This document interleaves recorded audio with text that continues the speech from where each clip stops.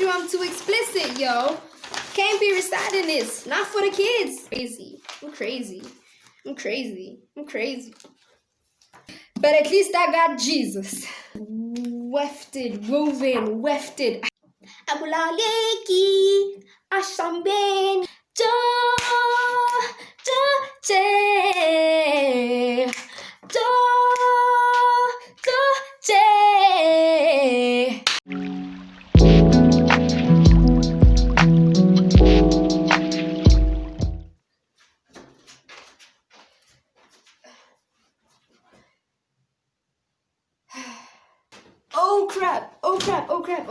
Oh shoot. Hey everyone, it is your girl Georgie, and today I have a super exciting video that I really want to get into and do, and that is going through my intellectual property. I think y'all saw me carrying a box, and I'm just gonna show y'all what I have here. This is my box of intellectual property that I've had maybe since I was since I was young. Let me put my camera back. I want to show you how much of a writer I am, because people think that, I just write. I just started writing like yesterday, and that's not the case, yo. I think this is something that I've been blessed with since I was a child.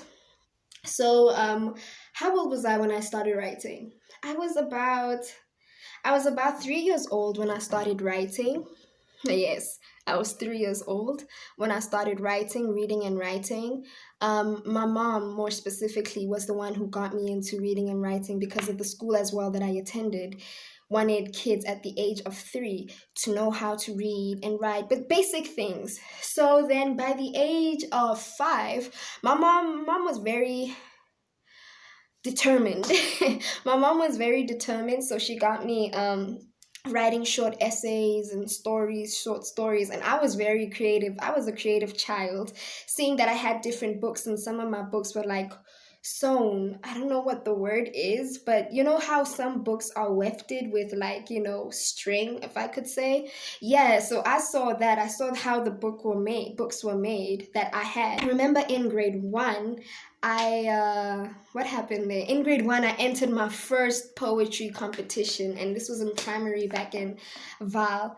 And I'm like, you know what? I'm gonna do this. And it was Valentine's. It was a Valentine's Day competition, and they're like, you need to enter. They didn't say you need to enter, but the whole idea was that there was a poetry competition for Valentine's Day, and you could enter, and there was prizes to be won. And I thought, yo, I got mad writing skills. I can do this. And mind you, I'm only 6 years old. The poem goes, roses are red, violets are blue. Sugar is sweet just as you, or like you, something like that. But it was very cheesy. But those are our humble beginnings. Everybody has a humble beginning, and I think I should have known from there, like, yo, I'm a poeticize when I grow up. But yeah, anyone and anyone who knows me knows that I am a poet. I write songs as well. I write. Yeah, I just write. That's what I do. That's who I am. I articulate through the medium of creative writing. So we're just going to get into that and get into the stuff that I've had over the years and see how dumb your girl used to be. So let's get into it. I don't know what I'm going to choose. This was a book that I had. I don't know if I have primary friends who probably remember this book, but this is a book that I had. Hectic. This book was from 2010 and the year's 2020, and I don't know if you can see, it says, man, it's backwards, 19 October 2010. I'm really happy that I have such things, just to show my kids, like, look at the way your mom used to think when she was 11 years old. And I think that's the beauty about journaling, because with journaling, you get to capture how you were, like how your mind was. Because pictures, yeah, you can take pictures and it'll show you how you looked like when you were, young. And, we're so fortunate to live in a time where, cameras are a thing. Cameras are on your phone. With journaling, man, it's so different than capturing something with a camera. You're capturing your mind, and there's no other way you can do that other than journaling. So I'm really glad that I kept, that I write so much. These are like all of my journals and more. Okay, so this journal in particular. This journal in particular. Okay, I like this journal because this journal, this is when I started to take my poetry more serious. And I think it's only fair if I read y'all a poem from it. There are quite a few poems that I really like in this book. Some of them are whack, but like I said, I was starting to, get into poetry and understand what it is that, poetry is meant to do. This one is called Substance Abuse, and this is by George A. Myself. He lifted the glass and took another sip of that fine refreshment called alki. He said, maybe that would help ease whatever pain he has, so he did it. He sought happiness in a bottle of whiskey, but all he ever found was the reflection of a vacant individual staring at him from a bottle of the dampened glass. He spoke as if he had an object which restricted fluency to come out of his mouth. This is the feeling that he was longing to feel, the feeling of not being able to feel. And with every sip he took, a piece of him always died. It melted when it combined with the acid of the drink he had. This became his daily routine. It made him feel pure, like he was ethanol. And before you knew it, he had planted himself and announced himself as an alcoholic. He was drunk. He was drunk. He was drunk. He was drunk every day, to a point where every day was not every day, but just the day which was endless. He could not tell what was night and what was day. The poison that was in him turned into his heart. Without it, he couldn't survive. He was a boy, a 17-year-old boy, and everything was going fine. I mean, yeah, his grades dropped, and his girlfriend was pregnant, and his mom had terminal cancer, and his dad lost his job, but everything was fine, okay? And that's what he said. That's what he always said. And so we believed he was fine. So he tried heroin and stuck the needle where it fits. Two months down the line, now he's hooked to that drug too. And so he's sipping and he's stabbing to forget about the pain. This is not substance abuse. This is simply abuse. Emotional abuse that he's forcing upon himself. Speak, child, speak. You need to get some help before help finds you dead. We are in my archives. I'm so excited because I just recited a poem for y'all, and that's exactly why we're here. I want to recite poetry and go through my old poems with y'all. So this was my poetry book straight after that journal that I was reading from. Because like I said, from that journal, I started to take my poetry very seriously. Maybe some of y'all know the poems that I'm about to recite. Maybe you don't know the poems. That's okay. That's cool. So this one is called I Know a Little Too Much. I love this poem. I always ask myself, how are you only 16 and wrote this poem? But yes, I wrote this poem on the 7th of September because I'm so cool. I date down my stuff. I wrote this poem on the 7th of September 2015. It's called I Know a Little Too Much. It's by me, Adli, George, whoever you call me. Yes, I know a little too much. I don't know what inspired me to write this poem. I just wrote it. I know poets who are convicted for murder. I know girls who are dead for leaving the party just a little too late. I know thugs who are fed with a silver spoon, prawns, and salmon. I know niggas who drink ARVs with triple distilled vodka shots. I know sinners that hate God. I know a God who forgives his sinners. I know Sesotho people who can't pronounce Atlehang. I know how the intestines of my dead dog look like. I know players that only fuck hoes. I know hoes that are more faithful to their pimps than these self-acclaimed decent bitches. I know people who have succeeded in school but failed in life. I know somebody knows about Tupac's killer. I know death's deeper than the ocean. I know people who are baptized in the ocean. I know a little too much about the ocean. I know mothers who don't have children. I know your father left you. I know your mother cried. I know you still get the shake every time someone talk about how your brother died. I know happy is spelled with a Y. I know why remains unanswered. I know blood is thicker than water. I know water is thicker when you freeze that shit. I know money rules the world. I know rules rule the world. I know friends that lie about friendship, and I know some friendships are lost at sea. I know white is afraid of black, and I know why black is still running. I know straight niggas who are gay, and I know gay niggas who aren't straight with themselves. I know Jesus died, but I know that Jesus is still living. I know my name means success, but I know that I'm full of failure. I know failure makes us human. I know I don't want to be human.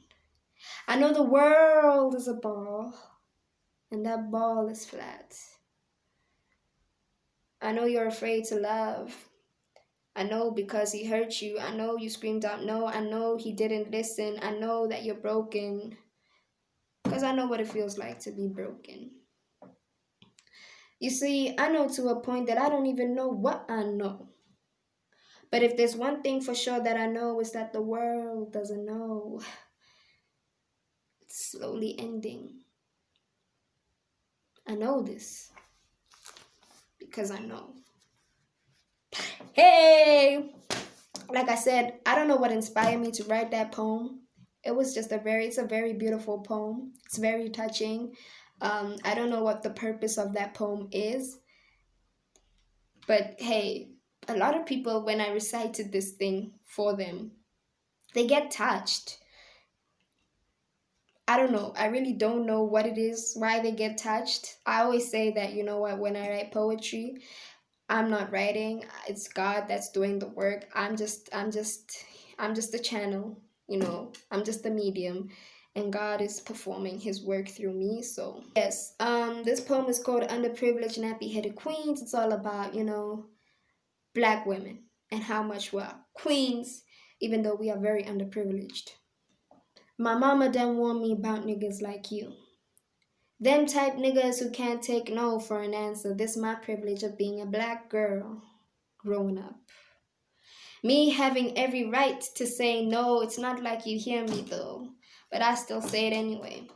And I don't think our government makes young girls aware of that privilege. And I'm so fucking sorry to say this, but Black girls have been stripped away of that privilege since before Emmett Till, before Mama Winnie, before the fucking slave ships, before the land got stolen from the Black women who fucking harvested the fucking crop. It's so funny how Black women are always associated with crop, like crop the Black girl out of the picture, like crop the Black girl from the family tree, crop the Black mama from a family, put the crop top on a Black girl and make her look so fucking fuckable. And I really am sorry for cussing like this, you know. I'm too full of rage, like how the stereotype goes. I promise you my mama didn't raise me like this. Same way my mama didn't raise me to end up raped, abused, dead. Same way other Black mamas didn't raise their daughters to be raped, abused, dead. So many people are saying that there isn't much to show on the news. Well, how about that? How about we go and show all the many nappy-headed queens who got stripped away from their kingdoms?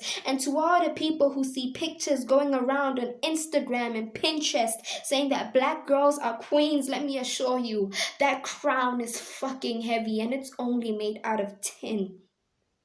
And it's crazy. Black women are always chosen last, even to their own kind. I've seen some people treat their dogs better. They're giving the dogs the meat while I'm chewing away at the bones. Sometimes those bones happen to be my very own. If a white girl is raped, you give her a trial. She stands in the witness box and lets her voice do all the talking. But if a Black girl is raped, you give her a hashtag, tag, a few posters, Let what she was last seen wearing, her missing body and her black mama's filthy tears do all the talking. All that a black woman's got left is prayer. And even with that, it's so tough. We've got broken kneecaps and bleeding tongues. I'm still waiting for the part in the Bible where they say Mary was a black woman. All that suffering, watching her own son die for sinners who oppressed brown-skinned women like her. Brown-skinned women like my mama who done warned me about the niggas who can't take no for an answer. This is my privilege of being a black girl growing up. Me having every right to say no. It's not like they hear me. It's not like they see me. It's not like black women actually have that right. It's not like I actually have that right. All we black women do is kick and scream. Sometimes we kick, sometimes we scream, and sometimes we don't. Our actions disappear the same way we do. Yo, man, that poem is really hectic. Like, reciting it, it's difficult. It's very difficult because, there was a part in the poem where I mentioned that, like, if a white woman is, has been sexually assaulted, and in that case, I meant, like, sexually assaulted, raped, abused, or whatever, the reality is that she has a good chance of getting justice. And I don't want to take away from the fact that she has gone through that, because gender-based violence has no color. But when we're looking at it from a perspective of color, black women don't get that justice that we deserve and that we need. And this shit has been going on for years and years and years and years and years, It's a problem that we're having in this society, and I think that we're just brushing it off, Justice for all. What up? Hello. Most of the time on the news, when I find out that there's gender-based violence, I know for sure I'm going to see a black person. I'm going to see a black woman, a black girl. She's going to be black.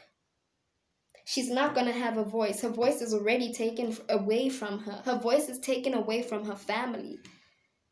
So I think that's where I was coming from when I was writing this poem. We're very underprivileged, and at the same time, y'all call us queens. This book was very hectic because, like, I was an aggressive writer compared to now. Now, shame, I'm very sweet. I'm gonna recite a poem from this book. This book is very recent. It has things from 2018 up until now. It also has lyrics that I've written. This poem is called Wanna, and I will explain it afterwards. These days I've been drinking recklessly, trying to patch up the depression stains left in my bags of hopes and dreams, trying to please him, her, she, he, they, just trying to push this life thing, entertaining my mind with whatever intoxication I can get my neurons on, fly like a ballerina, forgetting what it means like to live, wanna wrap my hands around my neck and love me to death, wanna be resurrected like Jesus, so I pop bottles every night, making sure I rise on a Sunday. The making of intoxication has never been so ancestral, you would swear, but demons are calling you back home. They can see the monster who has consumed all that good you now value as worthless. It's okay to feel this way. It's okay to feel dissembled and broken. They don't have to like you. These people were too concerned about this Monday vibe, depression, this transgression, this oppression. Wanna cradle these empty bottles and blunts with me to the grave. Marijuana, wanna make this shit rumble. Wanna say grace, wanna cast the spell right over my bedroom balcony. Wanna sway, wanna say fuck you then cry. Marijuana, wanna cast a spell on myself right over my bedroom balcony. Wanna be reckless, wanna make this her feel pretty. Drink this vodka with my dash, blow out candles. It ain't my birthday, but we celebrating life or death. It don't matter, yes. Keep my J burning, my cup so full, better than all the things contained in my heart. How do you make crooked smiles ever so perfect? Where does the new moon hide at night? Why does none of this shit matter to me? Why ain't I matter to me? They say I'm a bad influence and that I'm toxic. Wanna intoxicate myself with myself. Wanna die for a bit. Wanna die for a blunt. Wanna get out of bed even though that reality too scary. Wanna tell my mom. Wanna let her know I'm suffering a bit. Wanna marijuana, wanna make this shit run. Ooh. Wanna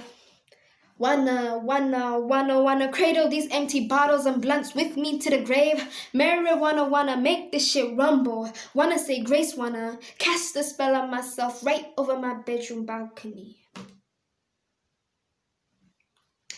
Yeah, that was a very hectic poem. I wrote this poem in October of 2018. Because of circumstances that I was going through. And yeah, I wanted to cast a spell of myself over my bedroom balcony. Self-explanatory. But that was that year, 2018. So I wrote this in 2018, May 6th.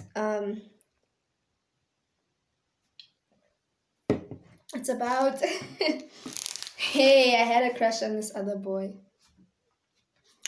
And he gave me poetry, so yeah.